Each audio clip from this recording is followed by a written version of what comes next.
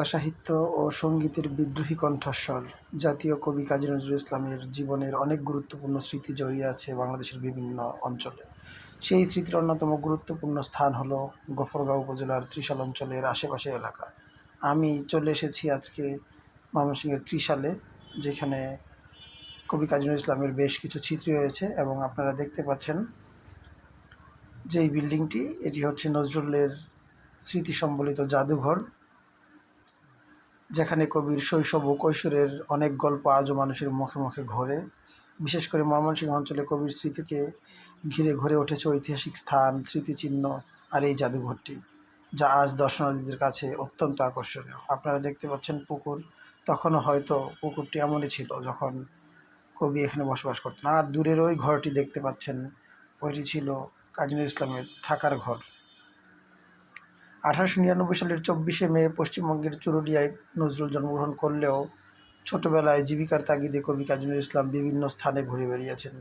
কৈশোরে তিনি ময়মনসিংহ অঞ্চলে আসেন এবং এখানে কিছুদিন শিক্ষা ও কাজের সাথে যুক্ত ছিলেন। সে সময় তিনি স্থানীয় সংস্কৃতি, লোকসঙ্গীত এবং মানুষের জীবনযাত্রা খুব কাছ থেকে দেখার সুযোগ পান। গফরগাঁও ও ত্রিশাল এলাকার মানুষ এখনও গল্প করেন কীভাবে তরুণ নজরুল গ্রামের মাটির পথ ধরে হাঁটতেন, মানুষের সঙ্গে মিশতেন এবং গান গাইতেন। এই অঞ্চলের গ্রামীণ পরিবেশ, নদী, মাছ এবং মানুষের সংগ্রামী জীবন তার মনকে গভীরভাবে প্রভাবিত করেছিল। অনেক গবেষকের মতে তার বিদ্রোহী চেতনা এবং মানবতার বার্তা এই ধরনের অভিজ্ঞতা থেকেই শক্তি পেয়েছিল। ত্রিশালের দরিরামপুর স্কুলে তিনি কিছুদিন পড়াশোনা করেছিলেন, যা বর্তমানে নজরুল একাডেমি ত্রিশাল নামে পরিচিত। তো এখন আমি জাদুঘরের ভিতরে প্রবেশ করব। এই জাদুঘরে প্রবেশ করতে কোনো টাকার প্রয়োজন হয় না, আর আশেপাশের যে কোনো মানুষকে জিজ্ঞাসা করলেই আপনাকে ত্রিশাল এই জাদুঘরের ঠিকানাটি বা রাস্তাটি দেখিয়ে দিবে। তো আমি এখন ভিতরে প্রবেশ করছি। ভিতরে ঢুকেই ডান দিক দিয়ে সিঁড়ি চলে গেছে। তো এখানে লেখা আছে নিচতলায় নজরুলের বাংলো মিলনায়তন, দ্বিতীয় তলায় অফিস ও বিক্রয় কেন্দ্র, আর তৃতীয় তলায় রয়েছে লাইব্রেরি ও নজরুলের স্মৃতি সম্বলিত অন্যান্য বই, গ্যালারি, প্রদর্শনী। এই জাদুঘরটি নজরুল প্রেমী ও পর্যটকদের জন্য একটি বিশেষ আকর্ষণ। এখানে দেখতে পাচ্ছেন নজরুলের বিভিন্ন সময়ের ফটোগ্রাফি, যেখানে নজরুলের জীবনের বিভিন্ন স্মৃতি ফুটে উঠেছে। নজরুলের বিভিন্ন ব্যবহারকৃত সামগ্রীগুলোও এখানে উপস্থাপন করা হয়েছে। কবি নজরুলের জীবনের বিভিন্ন সময়ের দুর্লভ আলোকচিত্র এগুলো। তাছাড়া তার ব্যবহৃত ব্যক্তিগত জিনিসপত্রের প্রতিরূপও এখানে রয়েছে। তার লেখা বই, কবিতা ও গানের সংগ্রহ রয়েছে এই পাশের লাইব্রেরিতে, এবং বসার জায়গা দেখতে পাচ্ছেন আপনারা, এখানে বসেও এগুলো আপনারা উপভোগ করতে পারবেন। প্রত্যেকটা শেলফে আলাদা আলাদাভাবে নজরুলের বিভিন্ন গ্রন্থ, কাব্য এগুলোর সমারোহ রয়েছে, যেগুলো পড়লে আমরা নজরুল সম্পর্কে আরও সমৃদ্ধ হব। নজরুলের জীবন ও সাহিত্য নিয়ে তথ্যচিত্র ও দলিলপত্রও রয়েছে এখানে। জাদুঘরের প্রতিটি কক্ষ যেন কবির জীবনের এক একটি অধ্যায় তুলে ধরে। দর্শনার্থীরা এখানে এসে বুঝতে পারেন কীভাবে একজন দরিদ্র পরিবারের ছেলে পরবর্তীতে বাংলা সাহিত্য ও সঙ্গীতের একজন উজ্জ্বল নক্ষত্র হয়ে। আপনি এই জাদুঘরের ব্যালকনি দিয়ে যখন হাঁটবেন, তখন বিভিন্ন জায়গায় দেখতে পাবেন নজরুলের বিখ্যাত কবিতা, গল্পগ্রন্থর কিছু অংশ এখানে উপস্থাপন করা হয়েছে। বেশ কিছুক্ষণ ঘোরাঘুরির পর আমি চলে যাই নেত্রকোনার উদ্দেশ্যে। বাংলাদেশের উত্তর পূর্বাঞ্চলের একটি অসাধারণ সুন্দর ভ্রমণ স্থান হলো বিরিশিরি। এটি অবস্থিত দুর্গাপুর উপজেলা নেত্রকোনা এলাকায়। পাহাড়, নদী, আদিবাসী সংস্কৃতি এবং শান্ত প্রকৃতির জন্য বিরিশিরি অনেক ভ্রমণ পিপাসুর কাছে অত্যন্ত জনপ্রিয় একটি স্থান। এখানে গেলে মনে হয় যেন বাংলাদেশের ভেতরেই এক ভিন্ন রকম প্রকৃতির রাজ্যে চলে এসেছি। আর বিরিশিরি যাওয়ার পথে সবচেয়ে আকর্ষণীয় দৃশ্যগুলোর একটি হলো সুন্দর নদী, এই সোমেশ্বরী রিভার। ভারতের মেঘালয় পাহাড় থেকে নেমে আসা এই নদী বাংলাদেশের সুষম দুর্গাপুর এলাকায় প্রবেশ করেছে। নদীর পানি অনেক সময় হালকা নীল বা সবুজাভ দেখা যায়, যা বাংলাদেশের অন্যান্য নদীর তুলনায় একটু ভিন্ন। নদীর দুই পাশে বালুচর, দূরে পাহাড়ের সারি এবং মাঝে ধীরে বয়ে যাওয়া স্বচ্ছ পানি সব মিলিয়ে এক অপূর্ব দৃশ্য তৈরি করে। বর্ষাকালে নদী অনেক বেশি প্রাণবন্ত হয়ে ওঠে। তখন নদীর স্রোত বাড়ে এবং আশেপাশের প্রকৃতি আরও সবুজ হয়ে ওঠে। শীতকালে নদীর পানি কিছুটা কমে গেলেও তখন বালুচরগুলো স্পষ্ট দেখা যায় এবং নদীর সৌন্দর্য অন্যরকম লাগে। অনেক পর্যটক এখানে এসে নৌকায় ঘুরে বেড়ান, নদীর তীরে বসে ছবি তোলেন এবং শান্ত প্রকৃতি উপভোগ করেন। আসলেই এক অন্যরকম সৌন্দর্যের লীলাভূমি এই বিরিশিরি নদী। নেত্রকোনার এক ল্যান্ডমার্ক এই বিরিশিরি নদী। কতই না নদী দেখেছি বাংলাদেশে, কিন্তু বিরিশিরি নদীর সৌন্দর্য সত্যিই আমাকে বিমোহিত করেছে। শিশুদের সাঁতার কাটা কিংবা নদীতে গোসল করা, নৌকা থেকে লাফ দেয়া, সব কিছুই যেন এক অন্যরকম সৌহার্দ্য মানুষের সাথে নদীর। আর এই নদী যেন আমার কত চেনা, মনে হয় এই এলাকা জুড়েই কতই থেকেছি, কতই চলেছি। বিরিশিরি নেত্রকোনার অন্যতম আকর্ষণ এই বিরিশিরি সমিশ্রণী নদী। আমি যেহেতু বাইক নিয়ে এসেছিলাম, তাই এই নদী পার হয়ে বেশ কিছু দূর আসলেই আপনারা চলে আসবেন সুসং দুর্গাপুর। আর বিরিশিরির সবচেয়ে বিখ্যাত স্থানগুলোর একটি হলো চায়নাকে হিলস। চলুন চমৎকার এই লেকের পাশে বসে কিছু গান উপভোগ করে আসি। এই যে আম্মা, আপনি গান গাবেন তো? করে জ্বালায়া চাঁদের বাতি,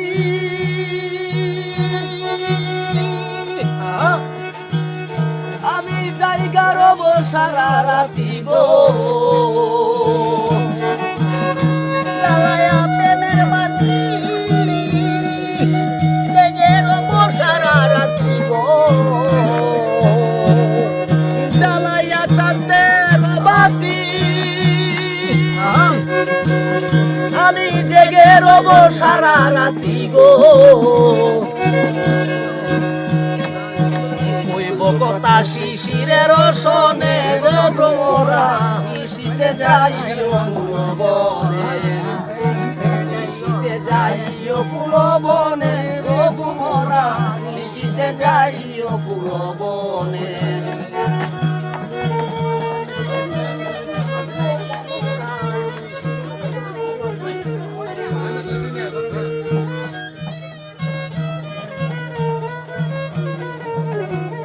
আসুন এবার বিরিশিরির ইতিহাস সম্পর্কে জেনে আসি। বিরিশিরি মূলত তার অনন্য প্রাকৃতিক পরিবেশের জন্য পরিচিত।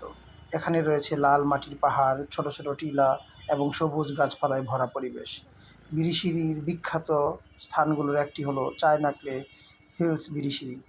এই পাহাড়ের মাটি সাদা রঙের, যা দেখতে অনেকটা দুধের মতো লাগে। পাহাড়ের পাশে তৈরি হয়েছে নীলচে পানির একটি লেক, যা দেখতে সত্যি অসাধারণ। আপনারা এতক্ষণ নিশ্চয়ই ওই লেকটি দেখেছেন। এই সেই লেক।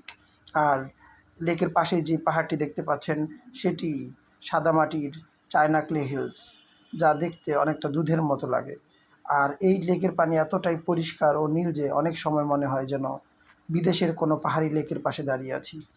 আর আমি যেখানে বসে গান শুনছিলাম, এর আরেকটু সামনে আসলেই আপনারা আরও একটি এরকম জায়গা পেয়ে যাবেন, যেখানেও এই পরিষ্কার পানি এবং পাহাড় একসাথে দেখা যায়। আর বিরিশিরির পাশেই রয়েছে ঐতিহাসিক এলাকা সুসং দুর্গাপুর। একসময় এটি ছিল সুসং রাজ্যের রাজধানী। এই অঞ্চলের জমিদারের শাসন ছিল এবং তাদের অনেক ঐতিহাসিক স্থাপনা এখানে দেখা যায়। সুসং দুর্গাপুর এলাকায় রয়েছে পুরনো জমিদার বাড়ি। এগুলো এই অঞ্চলের ইতিহাস ও ঐতিহ্যের সাক্ষী হয়ে দাঁড়িয়ে আছে। এখানে বিভিন্ন আদিবাসী সম্প্রদায় যেমন গারো, হাজং ও কোচ জনগোষ্ঠীর বসবাস রয়েছে। তাদের নিজস্ব সংস্কৃতি, পোশাক, উৎসব এবং জীবনধারা এই অঞ্চলকে আরও বৈচিত্র্যময় করে তুলেছে। এই সম্পূর্ণ এলাকাটি আমি আপনাদেরকে ঘুরিয়ে ঘুরিয়ে দেখাচ্ছি। আপনারা দেখলে নিশ্চয়ই এর প্রাকৃতিক সৌন্দর্য উপভোগ করবেন। কিন্তু এখানে হতাশার বিষয় হলো, এখানকার ইনফ্রাস্ট্রাকচার বা প্রাকৃতিক পরিবেশকে পর্যটন উপযোগী করার জন্য সরকার চাইলে আরও কাজ করতে পারে। ভালোভাবে এখানে রাস্তা নির্মাণ করে দিলে আরও ভিতরে যে সুন্দরভাবে দেখার পরিবেশ তৈরি হয়। আশা করি সরকারের নির্দিষ্ট কর্তৃপক্ষ এই ব্যাপারে আরও জোর দিবেন। বিরিশিরি এমন এক জায়গা যেখানে একসাথে অনেক কিছু দেখা যায়।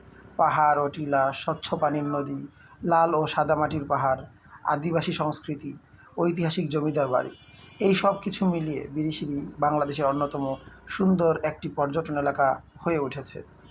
আপনারা দেখতেই পাচ্ছেন যেই ধরনের প্রাকৃতিক পরিবেশ এখানে রয়েছে তা নিঃসন্দেহে বান্দরবান, রাঙামাটি, খাগড়াছড়ি কিংবা কক্সবাজারের যে কোনো অংশে কম নয়। তাছাড়া এর আশেপাশের অন্যান্য ইতিহাস ঐতিহ্য এই নেত্রকোনার বিরিশিরি এবং সুসমুদ্র গোবরকে সত্যিই একটি অন্যরকম স্থান করে দিয়েছে। এই লেকের পাশে লেখা ছিল এখানে কেউ গোসল করবেন না, যদিও এখানে দেখা যাচ্ছে অনেক মানুষ লেকে নেমে গোসল করেন, যা পরিবেশকে আসলেই বেশি দিন টিকিয়ে রাখবে বলে আমি মনে করি না। তাই কর্তৃপক্ষকে আরও বেশি নজরদারি এবং আরও বেশি খেয়াল রাখার জন্য অনুরোধ রইল। এখানে দেখতে পাচ্ছেন আপনারা অনেকেই এখানে গোসল করার জন্য প্রস্তুত হচ্ছে।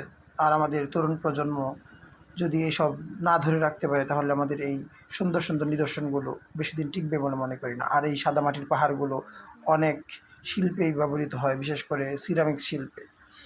সেখানে এই পাহাড়গুলো কেটে কেটে নিয়ে সিরামিক শিল্পের বিভিন্ন কাজে ব্যবহার করা হয়, যার ফলে আজ থেকে বেশ কয়েক বছর আগে এই পাহাড়গুলো আরও বড় থাকলেও এখানে বর্তমানে পাহাড়ের সংখ্যা কমছে এবং পাহাড়ের মাটি এখন খুবই কম।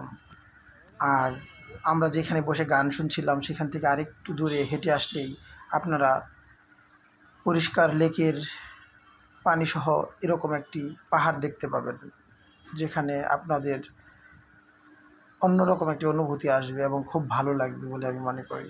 হেঁটে আশেপাশের জায়গাটি দেখা বেশ নিরাপদ এবং এখানে অন্য কোনো সমস্যা নেই। তাই আপনারা নির্বিঘ্নে এই জায়গাটিতে এসে আশেপাশে ঘুরে দেখতে পারেন। আর এর আশেপাশে বেশ কিছু পাহাড়ও রয়েছে, পাহাড়ের উপরেও ট্রেকিং করে ওঠা যায়, যদিও এগুলো ওই রকম পাহাড় বলে না, এগুলোকে টিলা বলে, কিন্তু দেখতে খুবই সুন্দর লাগে দৃশ্যগুলো। মনে হয় ছবির মতো বাঁধানো। ওই তো দূরের পাহাড়, ওইখানেও চাইলে আপনি উঠতে পারবেন। একটি ছোট সরু রাস্তা পাহাড়ের উপর চলে গেছে, অনেকেই সেখানে উঠছে এবং প্রাকৃতিক সৌন্দর্য উপভোগ করছে। এই বিরিশিরির 3D ভিউ উপভোগ করার জন্য ওই পাহাড়ের উপরে উঠলে সুন্দরভাবে দেখা যায়। আর এখানে ছোট ছোট চিপসের দোকান রয়েছে, চায়ের দোকান রয়েছে, সেখান থেকে আপনি হালকা নাস্তা সেরে নিতে পারবেন। আর যেখানে বসে গান শুনছিলাম ওই গানের আসরের পাশেই ডাব, আমড়া, পেয়ারা এবং আশেপাশের যেই ফলগুলো রয়েছে এলাকার যে স্থানীয় লোকজন সেগুলো বিক্রি করছে এবং তারা সেগুলোর মাধ্যমে জীবিকা নির্বাহ করছে। এবার চলুন আমরা কিছু গান শুনে আমাদের আজকের ব্লগ শেষ করি। আসসালামু আলাইকুম।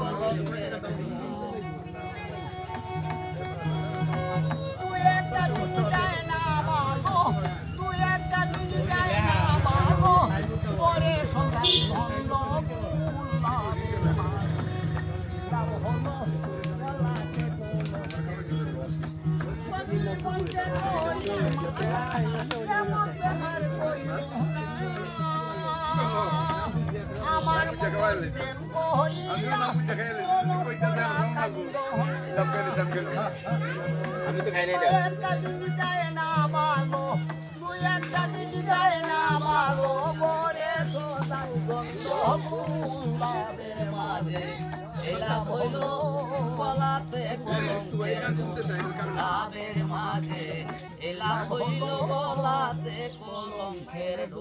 আরো আছে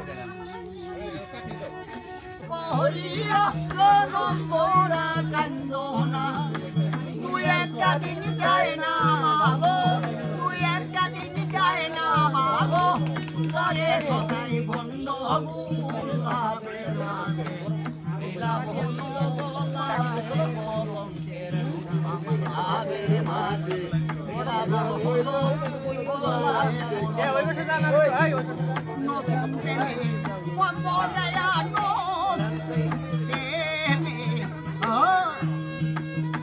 এটা পড়বে এটা পড়বে এটা পড়বে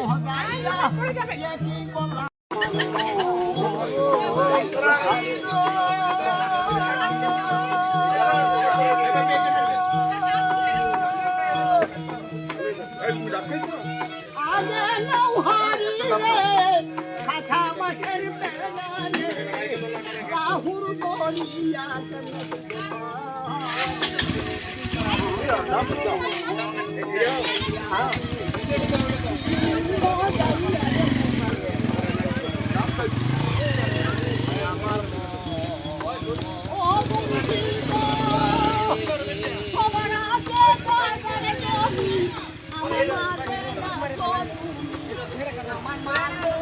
আসমুখী তুমি রে বলো না গলালে এই নামের ভরসা এই তোরি ভরসা নাই লাহু দরিয়ায়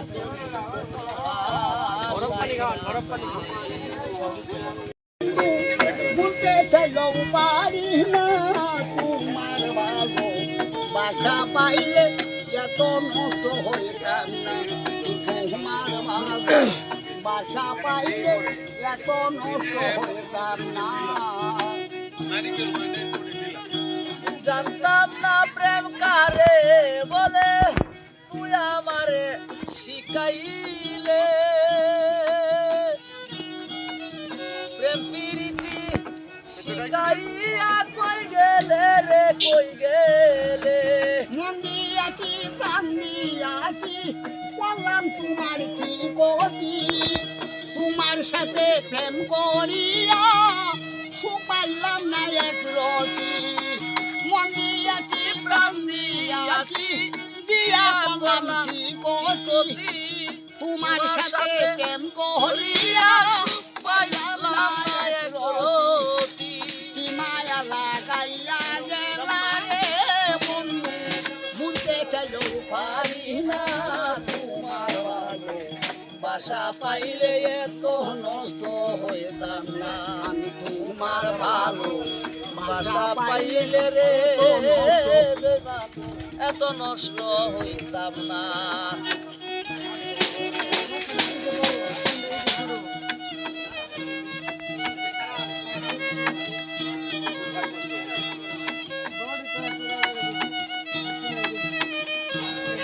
সুখে থাকো সুখী হও পরিসরাই